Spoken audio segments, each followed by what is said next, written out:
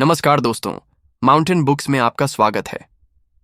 क्या आपका मन भी एक रेडियो की तरह हर समय कुछ न कुछ बजाता रहता है? क्या आप भी रात में बिस्तर पर लेटे लेटे पुराने दुखों को याद करके परेशान हो जाते हैं? अगर हाँ, तो आज मैं आपको एक ऐसी किताब के बारे में बताने जा रहा हूं जो दुनिया भर में लाखों लोगों की जिंदगी बदल चुकी है। निक ट्रेंटन की लिखी हुई किताब द आर्ट ऑफ लेटिंग गो, यानी छोड़ने की कला। ये किताब सिर्फ एक किताब नहीं है, बल्कि एक गुरु की तरह है जो आपको सिखाती है कि कैसे अपने मन की अव्यवस्था को साफ करें, कैसे नकारात्मक विचारों से छुटकारा पाएं और कैसे सच्ची खुशी पाएं। आइए जानते हैं कि आखिर क्यों यह किताब इतनी खास है। किताब की शुरुआत एक बहुत ही गहरी बात से होती है। लेखक कहते हैं कि हमारा मन हमारा सुरक्षित स्थान होना चाहिए, दुनिया की सबसे शोर वाली जगह नहीं। लेकिन अक्सर हमारे साथ उल्टा होता है। हमारा दिमाग एक बंदर की तरह एक डाल से दूसरी डाल पर कूदता रहता है। कभी काम की चिंता, कभी रिश्तों की परेशानी, कभी भविष्य का डर। यह सब इसलिए होता है क्योंकि हमें छोड़ना नहीं आता। सबसे पहले लेखक हमें समझाते हैं कि छोड़ना का मतलब हार मान लेना नहीं है।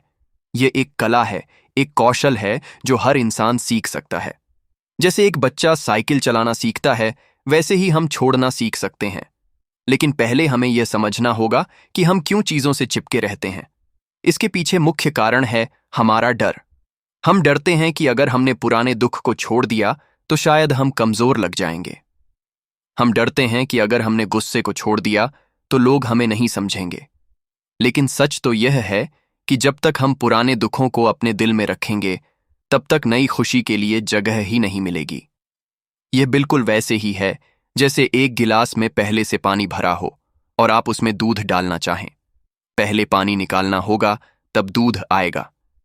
पहले अध्याय में लेखक हमें 3 महत्वपूर्ण विषयों के बारे में बताते हैं। पहला है नियंत्रण की द्विधा। इसका मतलब यह है कि दुनिया में 2 तरह की चीजें होती हैं, जिन पर हमारा नियंत्रण है और जिन पर हमारा नियंत्रण नहीं है। हमारी सारी परेशानी इसी भ्रम से आती है कि हम उन चीजों को नियंत्रित करने की कोशिश करते हैं जो हमारे हाथ में ही नहीं है। उदाहरण के लिए, मान लीजिए आपका दोस्त आपसे नाराज है। आप कितनी भी कोशिश कर लें, आप उसके गुस्से को सीधे नियंत्रित नहीं कर सकते। लेकिन आप अपने व्यवहार को नियंत्रित कर सकते हैं, अपने शब्दों को नियंत्रित कर सकते हैं। जब हम यह फर्क समझ जाते हैं तो हमारी आधी समस्याएं वहीं खत्म हो जाती हैं। दूसरी महत्वपूर्ण बात है बिना जजमेंट के सोचना। हम अक्सर अपने आप को और दूसरों को जज करते रहते हैं। यह गलत है, वो ठीक नहीं है, मैं बुरा हूं, वो अच्छा नहीं है। लेकिन जब हम चीजों को बिना किसी जजमेंट के देखते हैं तो वो जैसी हैं वैसी दिखती हैं। एक बारिश को आप बुरा भी कह सकते हैं अगर आपको बाहर जाना है, और अच्छा भी कह सकते हैं अगर आपके पास छत है और चाय है। बारिश सिर्फ बारिश है। हमारी राय उसे अच्छा या बुरा बनाती है। तीसरी बात है खुद से दूरी बनाना। इसका मतलब यह है कि हम अपनी समस्याओं को एक दूसरे व्यक्ति की समस्या की तरह देखें। जब आपका दोस्त परेशान होकर आपके पास आता है तो आप उसे कितनी अच्छी सलाह देते हैं, लेकिन जब खुद पर कोई परेशानी आती है तो हम सब कुछ भूल जाते हैं। अगर हम अपनी समस्या को एक कदम पीछे हटकर देखें तो हल आसान दिखता है। दूसरे अध्याय में लेखक हमें ओवरथिंकिंग के बारे में बताते हैं। ओवरथिंकिंग यानी जरूरत से ज्यादा सोचना। यह एक ऐसी बीमारी है जो आज के जमाने में हर दूसरे इंसान को है। हम एक छोटी सी बात को इतना बड़ा बना देते हैं जैसे कोई पहाड़ हो। जैसे अगर बॉस ने आपको गुड मॉर्निंग नहीं कहा तो आप सोचने लगते हैं कि कहीं आपकी नौकरी जाने वाली तो नहीं। लेखक बताते हैं कि ओवरथिंकिंग दरअसल हमारे दिमाग का एक नुकसानदायक तरीका है सुरक्षित महसूस करने का। हमें लगता है कि अगर हम हर चीज के बारे में सोच लेंगे तो हम तैयार हो जाएंगे। लेकिन सच तो यह है कि जितना हम सोचते हैं उतना ही हमारा मन अशांत होता जाता है।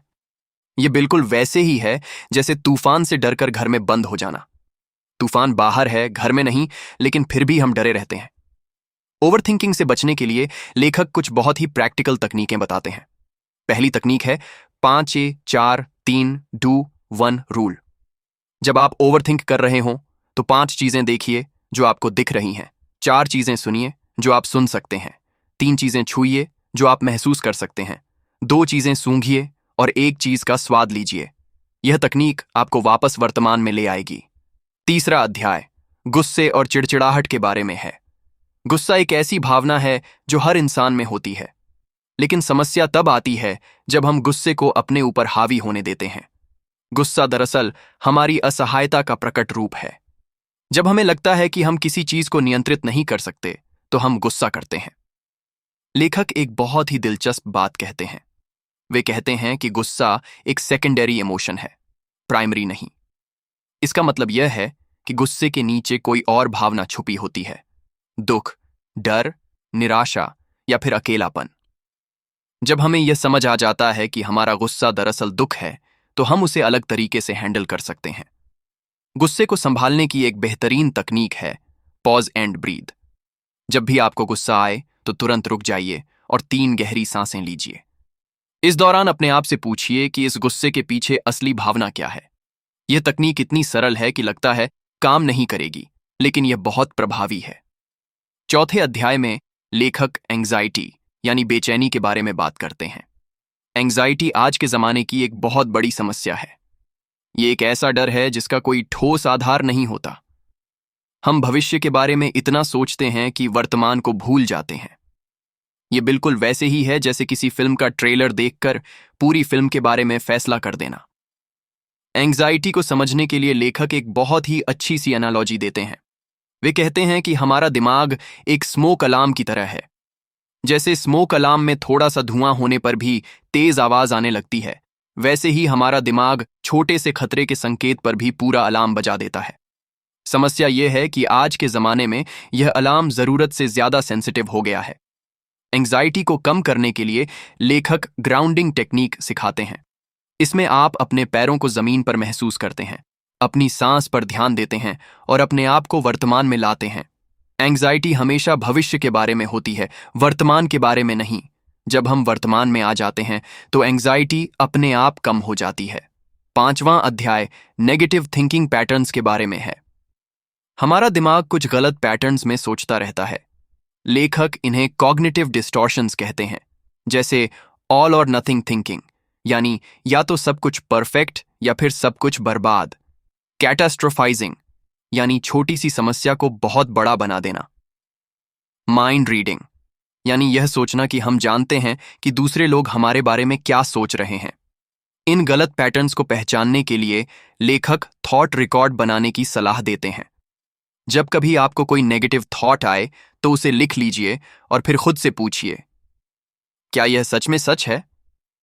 क्या मैं इसे किसी और तरीके से देख सकता हूं? अगर मेरा दोस्त ऐसा सोच रहा होता तो मैं उसे क्या कहता? 6ठे अध्याय में लेखक रिलेशनशिप्स के बारे में बात करते हैं। हम अक्सर टॉक्सिक रिलेशनशिप से चिपके रहते हैं क्योंकि हमें डर लगता है कि कहीं हम अकेले न रह जाएं। लेकिन सच तो यह है कि एक टॉक्सिक रिलेशनशिप में रहना अकेले रहने से भी बुरा होता है। यह ऐसे ही है जैसे बासी खाना खाना भूखे रहने से बेहतर लगे। हेल्थी बाउंड्रीज बनाना सीखना बहुत जरूरी है। बाउंड्री का मतलब यह नहीं है कि आप दूसरों से प्यार न करें। इसका मतलब यह है कि आप अपना रिस्पेक्ट करते हुए दूसरों से प्यार करें। जैसे एक बगीचे में फेंस होती है ताकि फूल सुरक्षित रहें, वैसे ही हमारे दिल के आसपास भी बाउंड्रीज होनी चाहिए। 7वें अध्याय में परफेक्शनिज्म के बारे में बात है। परफेक्शनिज्म एक ऐसा जाल है जिसमें हम खुद को फंसा लेते हैं। हम सोचते हैं कि जब तक हम परफेक्ट नहीं हैं, तब तक हम वर्दी नहीं हैं। लेकिन परफेक्शनिज्म दरअसल प्रोग्रेस का दुश्मन है। जब हम परफेक्ट होने की कोशिश करते हैं तो हम कुछ भी शुरू ही नहीं करते, क्योंकि डर लगता है कि कहीं गलती ना हो जाए। परफेक्शनिज्म को छोड़ने के लिए लेखक गुड इनफ माइंडसेट अपनाने की सलाह देते हैं। ये लेजी होने का मतलब नहीं है। इसका मतलब है कि 80% अच्छा काम करके आगे बढ़ना बेहतर है 100% परफेक्ट काम के इंतजार में रुकने से।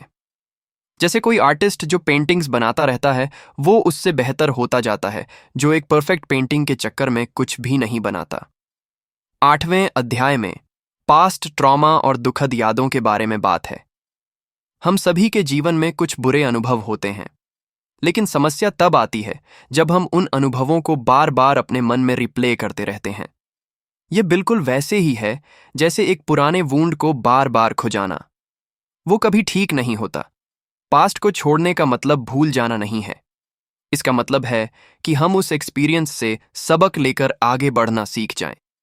लेखक कहते हैं कि हमारा पास्ट हमें डिफाइन नहीं करता, हमारा प्रेजेंट और फ्यूचर के लिए किए गए चॉइसेस हमें डिफाइन करते हैं।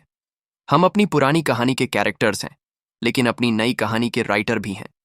9वें अध्याय में सेल्फ कंपैशन के बारे में बात है। हम दूसरों के साथ जितने दयालु होते हैं उतने अपने साथ नहीं होते। हम अपने साथ बहुत हार्श होते हैं। जब हमसे कोई गलती होती है तो हम अपने आप को बहुत बुरा भला कहते हैं, लेकिन अगर हमारे दोस्त से वही गलती होती तो हम उसे समझाते और सांत्वना देते। सेल्फ कंपैशन का मतलब ये है कि हम अपने साथ भी उसी तरह व्यवहार करें जैसे अपने सबसे अच्छे दोस्त के साथ करते हैं। जब कोई गलती हो तो पहले एक्सेप्ट करें कि गलती हुई है, फिर उससे सीखें और फिर आगे बढ़ें। यह बिल्कुल वैसे ही है जैसे एक छोटे बच्चे को चलना सिखाते समय हम उसे हौसला देते हैं जब वो गिरता है। 10वें अध्याय में माइंडफुलनेस के बारे में विस्तार से बताया गया है। माइंडफुलनेस का मतलब है पूरे ध्यान से वर्तमान में रहना, न तो पास्ट की चिंता और न ही फ्यूचर की परेशानी। बस अभी जो हो रहा है उसमें पूरी तरह प्रेजेंट रहना। यह मेडिटेशन से अलग है। मेडिटेशन में हम बैठकर ध्यान करते हैं, लेकिन माइंडफुलनेस हम किसी भी काम को करते समय प्रैक्टिस कर सकते हैं। माइंडफुलनेस प्रैक्टिस करने के लिए लेखक सिंपल एक्सरसाइजेस बताते हैं, जैसे खाना खाते समय पूरा ध्यान खाने के टेस्ट, टेक्सचर और स्मेल पर देना। वॉकिंग करते समय अपने फुटस्टेप्स को फील करना। ये छोटी छोटी प्रैक्टिसेस हमारे माइंड को ट्रेन करती हैं कि कैसे प्रेजेंट मोमेंट में रहना है। 11वें अध्याय में फॉरगिवनेस यानी माफी के बारे में बात है। फॉरगिवनेस सबसे मुश्किल काम लगता है, खासकर जब किसी ने हमें बहुत हर्ट किया हो। लेकिन लेखक बताते हैं कि फॉरगिवनेस दूसरे व्यक्ति के लिए नहीं बल्कि अपने लिए करते हैं। जब हम किसी को माफ नहीं करते तो हम पॉइजन पीकर यह एक्सपेक्ट करते हैं कि दूसरा व्यक्ति मरेगा। फॉरगिवनेस का मतलब यह नहीं है कि हम फॉरगेट कर दें या फिर टॉक्सिक पर्सन को वापस अपनी लाइफ में ले आएं। इसका मतलब है कि हम उस एंगर और रिजेंटमेंट को अपने दिल से निकाल दें जो हमें सिर्फ नुकसान पहुंचा रही है। यह प्रोसेस टाइम लेता है और यह ओके है। फॉरगिवनेस एक डिसीजन नहीं है, यह एक जर्नी है। 12वें अध्याय में ग्रैटिट्यूड यानी कृतज्ञता की पावर के बारे में बताया गया है। ग्रैटिट्यूड हमारे पर्सपेक्टिव को कंप्लीटली चेंज कर देती है। जब हम उन चीज़ों पर फोकस करते हैं जो हमारे पास हैं तो हमें रियलाइज होता है कि हमारे पास कितना कुछ है। ये बिल्कुल वैसे ही है जैसे अंधेरे रूम में कैंडल जलाना। रूम वहीं रहती है लेकिन हमें सब कुछ अलग दिखता है। डेली ग्रैटिट्यूड प्रैक्टिस के लिए लेखक सलाह देते हैं कि हर रात सोने से पहले 3 चीज़ें लिखें जिनके लिए आप ग्रेटफुल हैं। ये बड़ी चीज़ें हो सकती हैं या छोटी, जैसे मॉर्निंग की गर्म चाय या फ्रेंड का phone call. Regular gratitude practice हमारे ब्रेन को पॉजिटिव चीज़ों को नोटिस करने के लिए ट्रेन करती है। 13वें अध्याय में लाइफ पर्पस और मीनिंग फाइंडिंग के बारे में बात है।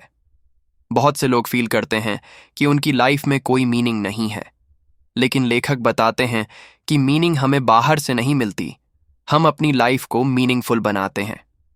यह बिल्कुल वैसे ही है जैसे आर्टिस्ट एक ब्लैंक कैनवस को ब्यूटीफुल पेंटिंग में कन्वर्ट करता है। पर्पस फाइंडिंग के लिए हमें अपने वैल्यूज़ को क्लियर करना होता है। हमारे लिए क्या इंपॉर्टेंट है? Family, creativity, helping others, personal growth. जब हमें अपनी वैल्यूज़ क्लियर हो जाती हैं तो हमारे डिसीजंस ईजी हो जाते हैं। हम वो चॉइसेस करते हैं जो हमारी वैल्यूज़ के अकॉर्डिंग हों। 14वें और अंतिम अध्याय में मूविंग फॉरवर्ड यानी आगे बढ़ने के बारे में बात है। लेटिंग गो एक टाइम प्रोसेस नहीं है, यह ऑनगोइंग जर्नी है। कभी कभी हमें लगेगा कि हमने सब कुछ छोड़ दिया है और फिर अचानक कोई पुराना वुंड फिर से हर्ट करने लगेगा। यह नॉर्मल है। हीलिंग लिनियर प्रोसेस नहीं होती। आगे बढ़ने के लिए ज़रूरी है कि हम पेशेंट रहें अपने साथ। चेंज टाइम लेता है। एक दिन में जो हैबिट्स बनी हैं वो एक दिन में नहीं बदलती, लेकिन अगर हम कंसिस्टेंट रहें तो डेफिनेटली चेंज आता है। जैसे वाटर ड्रॉप्स कंटिन्यूअसली पत्थर पर गिरकर उसमें होल बना देती हैं, वैसे ही छोटी छोटी डेली प्रैक्टिसेस बड़ा चेंज लाती हैं। लेखक अंत में कहते हैं कि लेटिंग गो का मतलब गिविंग अप नहीं है। इसका मतलब है कि हम उन चीज़ों पर एनर्जी वेस्ट नहीं करते जो हमारे कंट्रोल में नहीं है, और उन चीज़ों पर फोकस करते हैं जो हमारे कंट्रोल में हैं। ये विजडम है, वीकनेस नहीं। तो दोस्तों, यही थी द आर्ट ऑफ लेटिंग गो की संपूर्ण कहानी। ये किताब हमें सिखाती है कि खुशी बाहर से नहीं मिलती, ये हमारे अंदर ही मौजूद है। हमें सिर्फ उन लेयर्स को हटाना होता है जो हमने अपने ऊपर जमा कर ली हैं। डर, गुस्सा, चिंता और पुराने दुख की लेयर्स। सबसे बड़ी बात यह है कि हमारी खुशी हमारी जिम्मेदारी है। कोई और व्यक्ति, कोई अचीवमेंट, कोई मटेरियल थिंग हमें परमानेंटली खुश नहीं कर सकती। खुशी एक चॉइस है जो हमें डेली करनी होती है, और जब हम ये चॉइस करना सीख जाते हैं तो लाइफ कंप्लीटली ट्रांसफॉर्म हो जाती है। माउंटेन बुक्स की तरफ से आप सभी को धन्यवाद। अगर ये समरी आपको पसंद आई हो तो प्लीज़ सब्सक्राइब करना ना भूलें और कमेंट्स में बताएं कि आप किस किताब की समरी सुनना चाहते हैं। तब तक के लिए खुश रहिए और खुशी बांटते रहिए। धन्यवाद।